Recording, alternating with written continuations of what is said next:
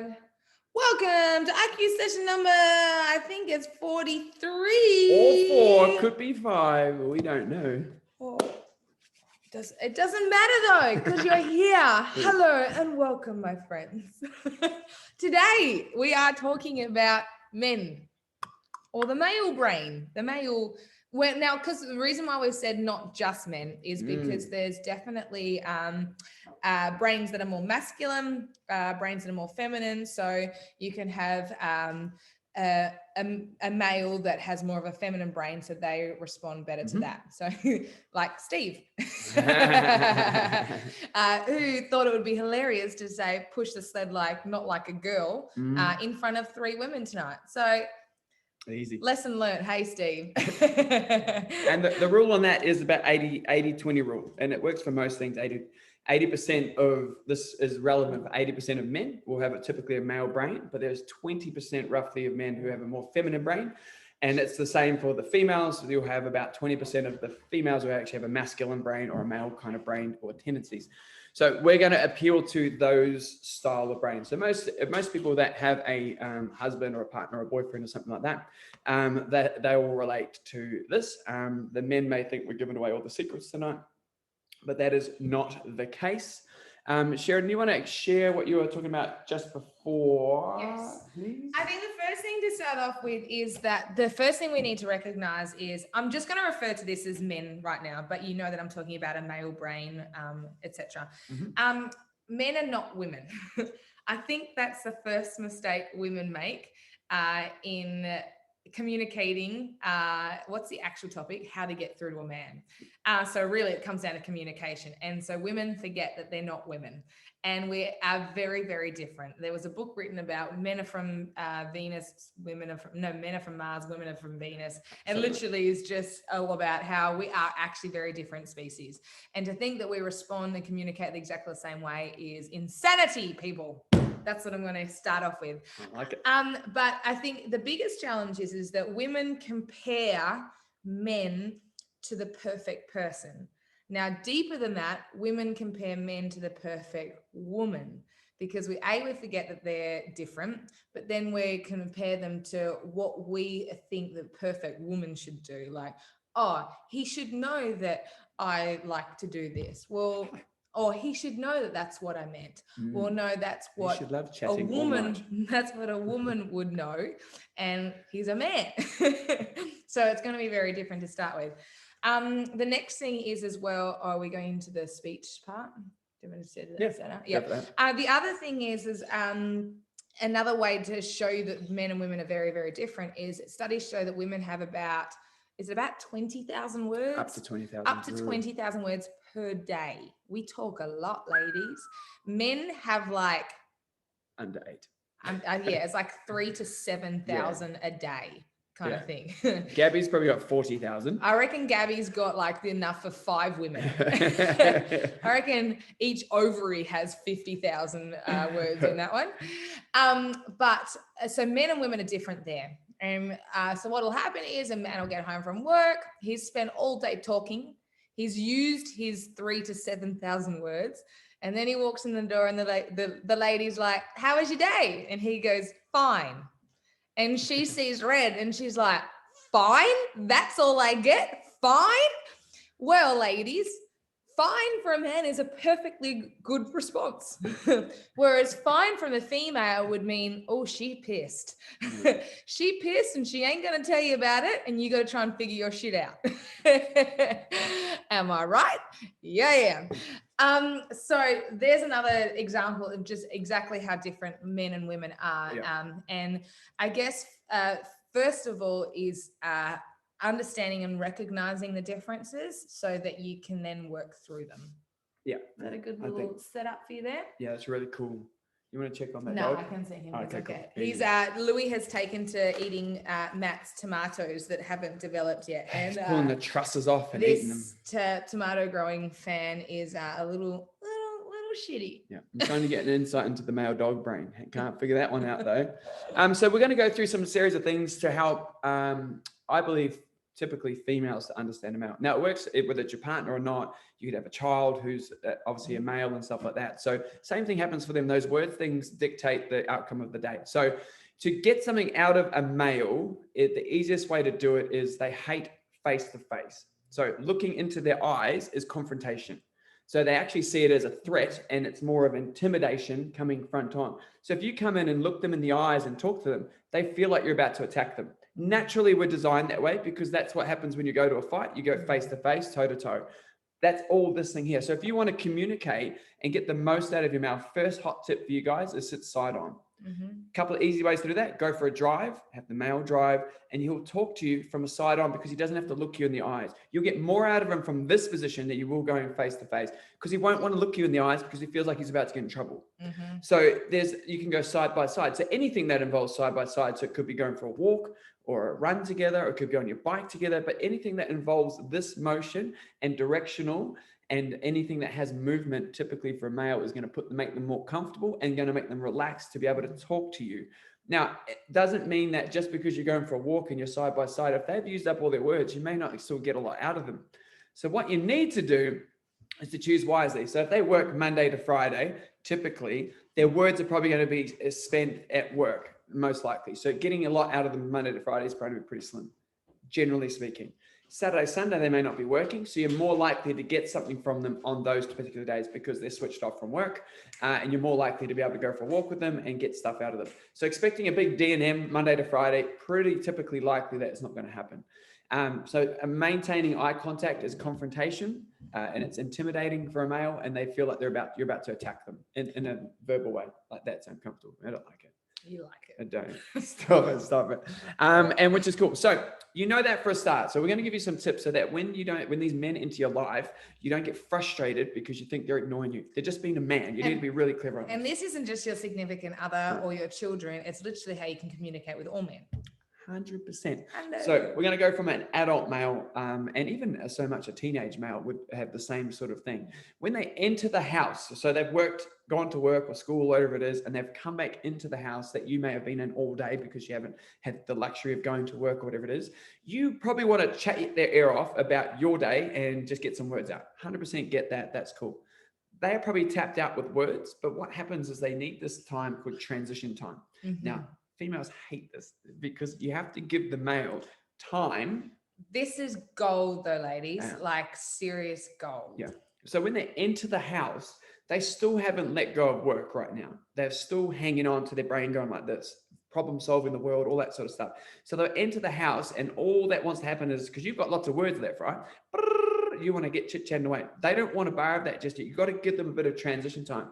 How long that is, it might be 10 minutes, 20 minutes, 30 minutes. I kind of liken it to like if someone wakes up and they're a sluggish person to wake up and you try and have a conversation with them like right away, they're probably not going to be too receptive and too responsive. You got to give them time to have a shower, have their coffee, and then you can pour a address drink, them. Whatever it is. This is the same for whenever a man is transitioning from one role to another. So when a man is at work, he wears these clothes, this hat, this persona. And when he enters back into home, he like kind of shifts the gear and he becomes the man that's at home, like the husband, the father, whoever he is at home. Now, regardless of what it is, he needs to go through a transition period. Every man does this differently. Some men need to literally physically change. Like I'm someone that could get home and stay in my uniform for quite a while, whereas Matt gets home, he's like, I need to get out of these clothes. And not for any other reason other than that's his way of shifting from PT Matt into home Matt, because they're two very different people. He's a real asshole when he's not at the studio. No, just kidding. And so they can do a physical shift. So like having a shower, changing clothes. Others need that plus some, like we call it fire gazing time. So in the olden days, men would literally sit around a fire and watch a fire. Now it's called an iPhone. It's called sitting in the dunny for like way too long that you come out with a dead leg. not No looking at legs. anyone. Dead leg. That's how long he's been in there. I'm in the rabbit hole. It's, you know, maybe it's reading a TV. magazine, reading a book, watching Barbecue. TV, anything like that. These are all part of transition time. Now, for any man, it's different. It could take anywhere from 5-10 minutes to 45 minutes kind of thing. But you'll know when he's ready, because then he enters the room and he's ready to talk. And he's present. Or rather than ready to talk, he's ready to be present in the conversation. Yeah. Whereas if he walks in straight away in the door and you're like, how was your day? You probably get fine, and then you'll walk off. Now that's nothing against you. That's just because you haven't given him the time to go through the process that he needs to get to, so that he can be the best that he can be for you. Yeah. Because it's the core of a man to be a provider, to be a hero for his woman and all that kind of thing too. So this is in his core. This is his built-in intentions. So he wants to be able to be the best version of himself for you. Yep. So once he's transitioned, then you are free for you to talk and maybe for him to listen. Okay, cool. Now we're going to come into so we've transitioned, we've entered the home, we've transitioned with whatever you've had your shower, you got a drink, you got bourbon, whatever it is that you like to do in the evening to get present to be with your family or your partner or your other, whatever it is. The next part is if the female is about to talk to you, you obviously as a male have to listen. Yeah. And you've got to be present. You can't just check out and fire gaze while they're talking, because you've had that chance to do all that. Now it's time to be present and engaged. Now, here's the disclaimer. A male typically wants to solve problems.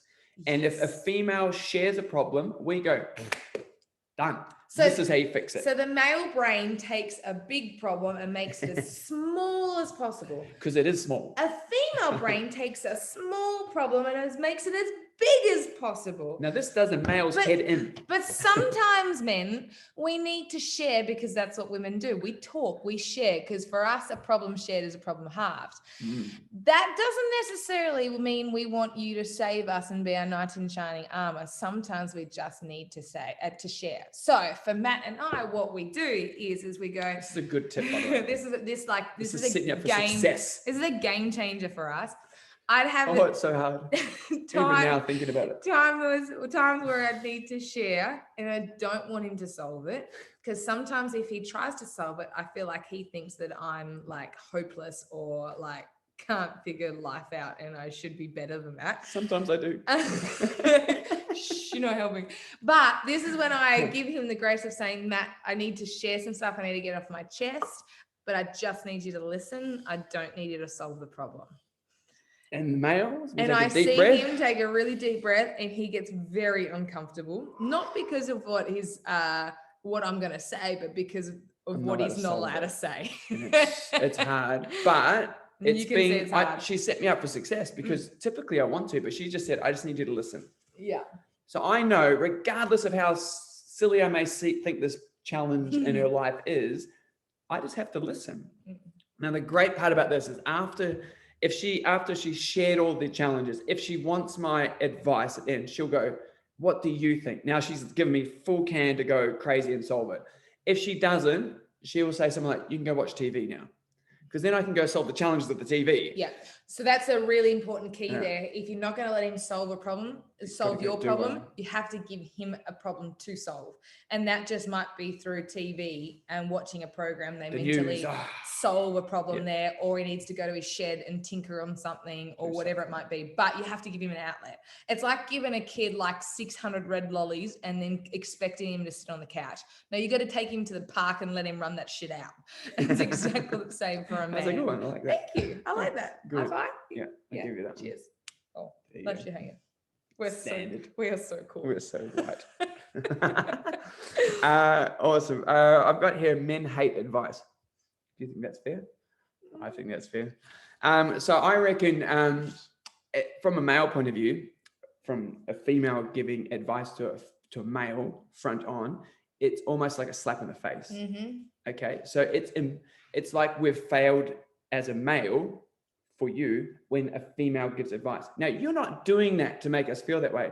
but our intelligent brain interprets it that way, Yeah. which is nothing against you. It's just that we're going to be offended by what you're about to say. Because it's the reverse of what we've just talked Yeah. about with men not giving advice when it's not like solving a problem when it's not asked for.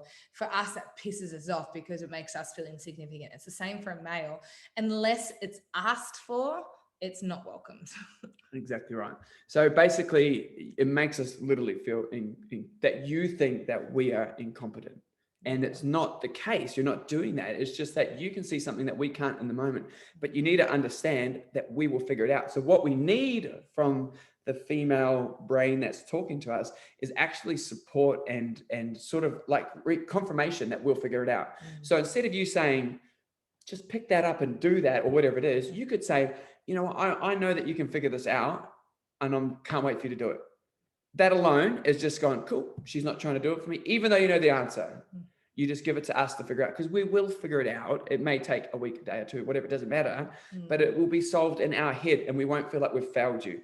And that's just the male wiring. It's nothing more than that. It's nothing against the female brain. It's just the male wiring needs to not feel incompetent and that they've failed their other half, especially. And metaphors and stories work really well for conveying opinions and ideas to men to help them figure it out. Because if you relay a story, then it's given them a chance to figure it out and to solve the challenge, even though you've understood what needed to happen.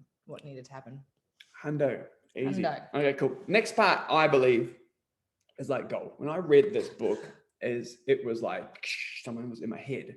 And every time I speak to a male about it, they're like, oh my God, where's this book? What's this book? And it makes perfect sense. So from a female point of view, to understand that a male's life is super, super simple. We're not very complex. We are single focused people. So really simply put, if we are going to the toilet, we will step over a dead corpse to get to the toilet. If that's our focus, we don't care about what's it. You'll watch us walk over everything and go, he didn't even put that away. So ladies, he ain't walking over the socks to piss you off. He literally does not see them. I'm going to the toilet. For us, it's like noise levels. Yeah. So everything that's out of place is like a certain amount of noise.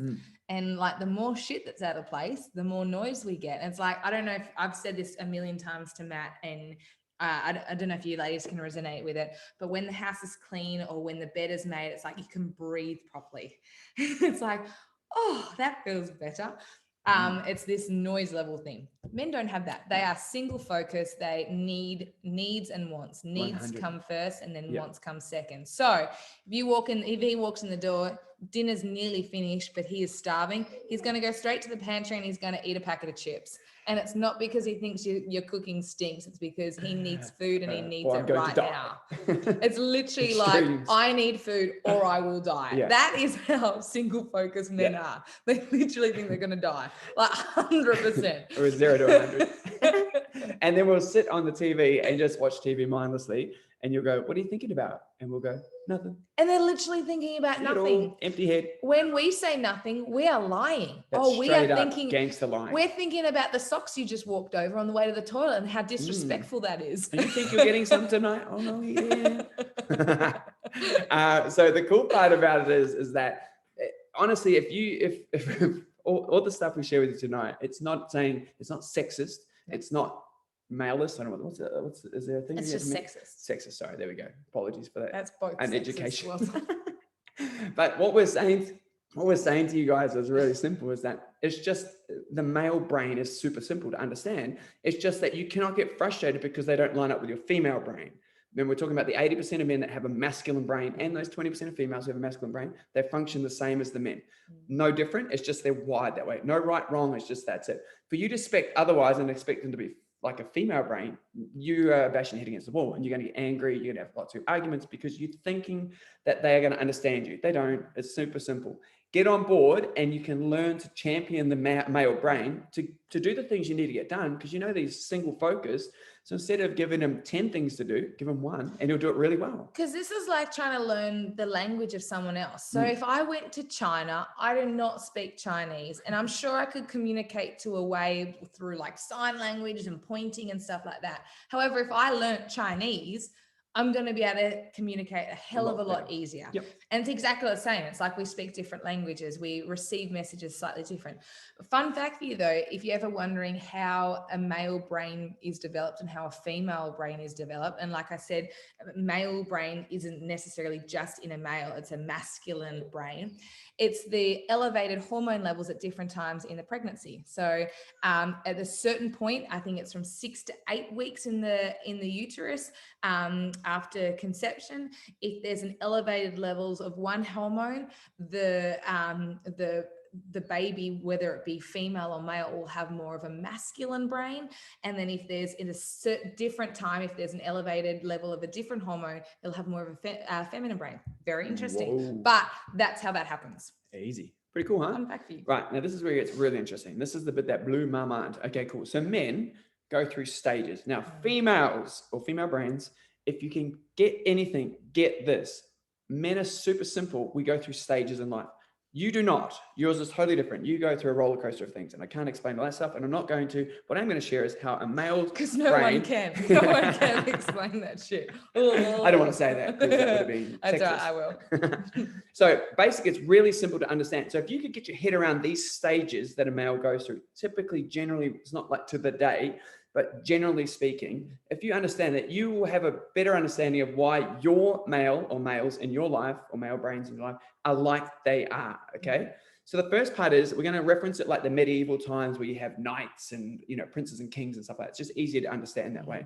The first boy is you have a page boy. Now the page boy is like the wannabe knight. They run around, they, I want to be a knight, and they just charge around. These are kids. I'm a superhero. Yeah, they just have this imagination to be crazy and wild, and they want to be big and powerful and strong, and they just have this wiring like that. That's anywhere from when they're born to about puberty. The moment they go through puberty, there's a transition. That's the next stage that's going to kick in. So a page boy in there is basically they just want to have adventure on a kid scale. So that means they're going to jump off stuff. They're going to play fight, and they're going to do all that stuff. You just have to channel it because that's what they're going to do until they reach puberty. And you just have to really be excited for it because them learning to understand to be a man or male brain, they're learning to develop it. That's what you're going to get from them. You're not going to get intellect. You're not going to get all those things that you probably wish they would grab because they're not wired to do that. They're wired to have fun and have creative juices flowing. Yeah. 0 to puberty, page boy. Okay, nice and simple. I'd write this down if you've got a pen. Next part is you move from puberty and it goes right through to your 20s or late 20s to your early 30s. So it's a bit of a bigger bracket there. This one here, we call it your knights. So the page boy has now become a knight. Now the knights are all about adventure. They're all about having fun. They're all about challenges, and they're all about passion. That's all they care about. So from the moment they hit puberty to the moment they get to their late 20s, early 30s, they literally have only a desire to do that. Now, here's where it gets interesting. If for some reason they don't tend to that itch, which is to have the adventure and the fun and all this stuff, it'll eat at them because they need to do it. And this happens for people, if you think about it, they settle into families early and they settle down. Well, that 20-year-old man, that knight, is in there still wanting to charge and have fun. So they get itchy and they want change. They need to have variables thrown at them. They need to not have the same, because they see in the forecast that if this is going to be life for the next 20, 30 years, stuff that because they can only see the now. And they need spontaneity. So they need spontaneous things. So something will come out of their mouth and you'll be like, where did that come from? Like, that's so random. Like, let's take a trip. Let's move here, change jobs, whatever it might be. It'll be just a random thought. It's because the itch hasn't been scratched. And so it's really simple is to let them have adventure, go on, you know, and maybe they typically haven't done it, but they need to express it so that they can be the knight and not be like edgy. And that's what's going to happen. So if you've got anyone in your life from that sort of, you know, puberty region right through to the late 20s, early 30s, and you know them and they're in that stage where, oh my God, that's why that person's like it is. And the male's sitting there going, that's 100% why I'm like I am. That's the stage you're in. We all go through it. The male brain will only go through those stages. It doesn't matter who you are. I'm different. You're not. You're the same. It's just you haven't scratched the itch. The next transition, we go from being a knight, we go into a prince. Now, okay, remember medieval times, it's just easy to bracket them. That's why we're using these things here. A prince is from those late 20s, early 30s, and it goes through to about your 40-ish. And there's a second part to this, which we're going to explain later on, not just yet. which is really cool. Now, this person focuses on, I wrote it down so I don't lose it. He wants to accomplish things. He wants to manifest everything in his life. He wants to set down foundations. He wants to blueprint these things. And he wants to make sure that life has a meaning and I can provide for my family. Even at the expense of neglecting his family, he will do these things. So that means his partner can become, in that time, second fiddle to his career. It's not on purpose. He legitimately thinks he's doing it for you. It's not you. And this is typically, because you think about it, when these people hit this age, it's typically when you see most divorces start in that bracket, because the partner's feeling neglected and they feel like the husband doesn't love them or something like that. And they start going like this, boom. And they go on different paths. And it's the wrong thing to do. It's the time that the female brain should be nestling in and just championing him to do these things and support that brain as much as possible. Because in conjunction with this is you got to remember that the heart of a man is a provider. 100%. And so when there's a significant female or feminine brain in his world, he would literally die for his woman. And I know you men can confirm that. And so this is part of it. This is like their innate being is to provide for their women, to be a hero, to be all of that. And then so you look from a knight is like childish and fun kind of thing. Get on the and piss. A prince has a little bit more class to it kind of thing. You know, it's starting to grow up. They've got responsibility. They're royal. You know, that kind of a house. They're down that channel of maturity. They're growing up. But when someone's in a prince stage, everything they're doing is for their family. Now, Matt and I don't have children, so we don't have children to provide for. However, Matt is 100% in the prince stage. And at times I have to remember that when we're not at work, he's thinking about work and he's doing all that stuff. And it's nothing against me, but I've just got to remember that he's in that stage. And the reason he's doing that is actually for me. Yeah. But this is what you got to get. This is what people don't get. There's an end to each stage. Yeah. If you can hang on to that and go, cool, he's going through a phase. It just happens to be for freaking 10 years. Yeah. But remember, for you, he's doing this for you. Yeah. And he can't see that he's not spending all the time with you, and maybe he's not present for the kids, whatever it is. But it's because he feels like he is. Okay. And that's just a matter of talking it through and working it through with him and championing him and not lecturing him. It's just about making it happen, because it will benefit you on the next phase when it transitions from a prince to a king. Because it gets better. It really does. It gets better for the significant others in his life, for sure.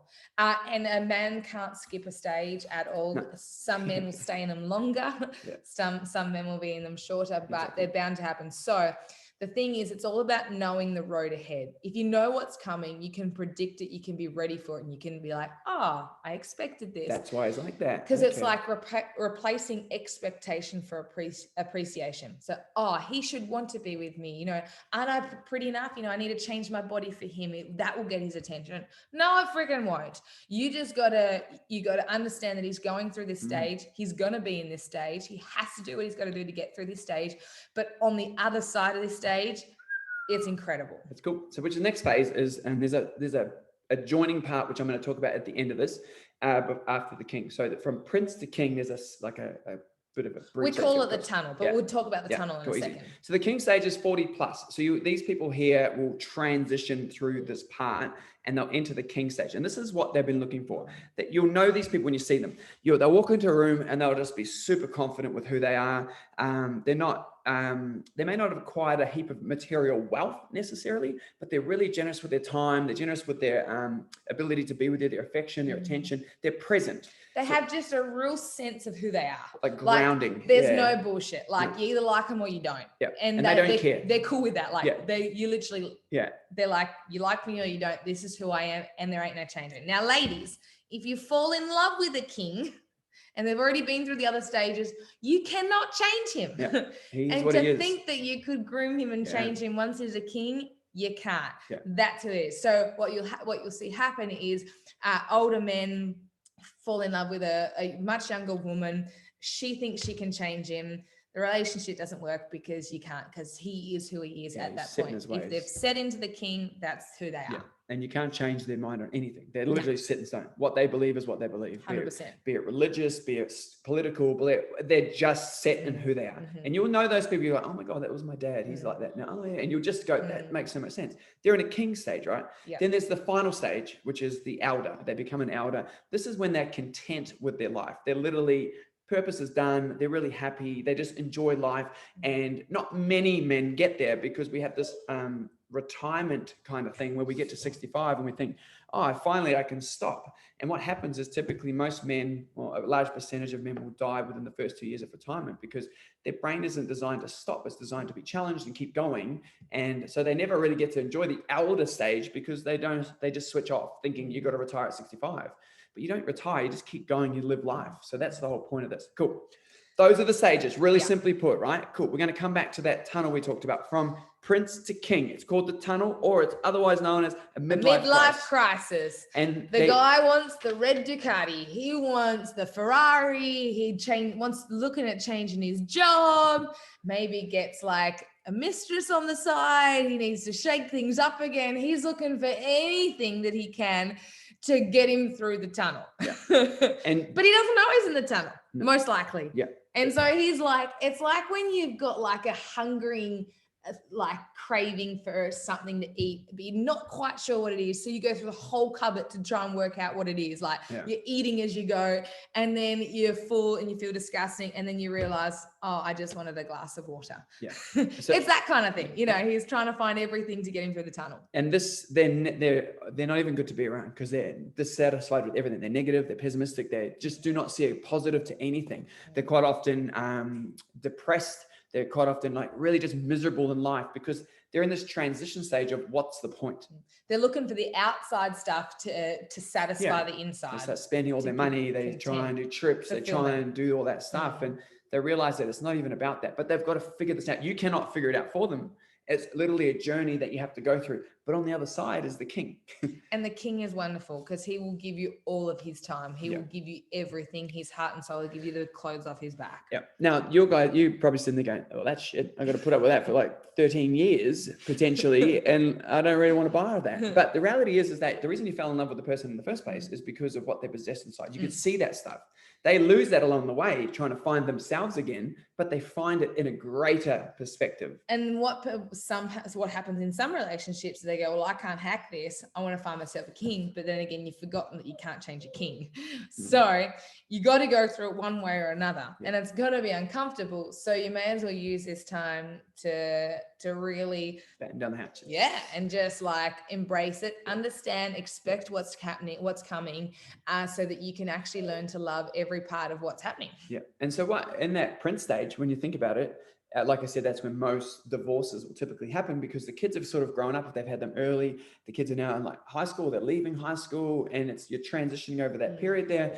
And so the lady's like, well, there's no reason for us to stay together anymore because the kids are gone. Like that was all we're together for. It was convenient, blah, blah, blah, whatever the reason is. And then, or someone will reach out to you and say, oh, and they'll pay you a compliment, which you haven't heard in a while because it's been 10 years. You haven't heard your husband say it because he's been battening down, going. And it's almost insulting to hear that. But then someone reaches out to you and says, oh, you look amazing today. And you're like, oh, thank you. I haven't heard that in a while. And someone else will pay you a compliment. So you start to waver and you look left when you shouldn't be looking left. And that temptation kicks in, which is what creates that rift. And the whole time the male doesn't have any idea what's going on because he's just go until he figures his shit out. And it just takes every male a different amount of time. But if you stick with it and you write it out and you understand the phase, which is really simple, and every man is the same.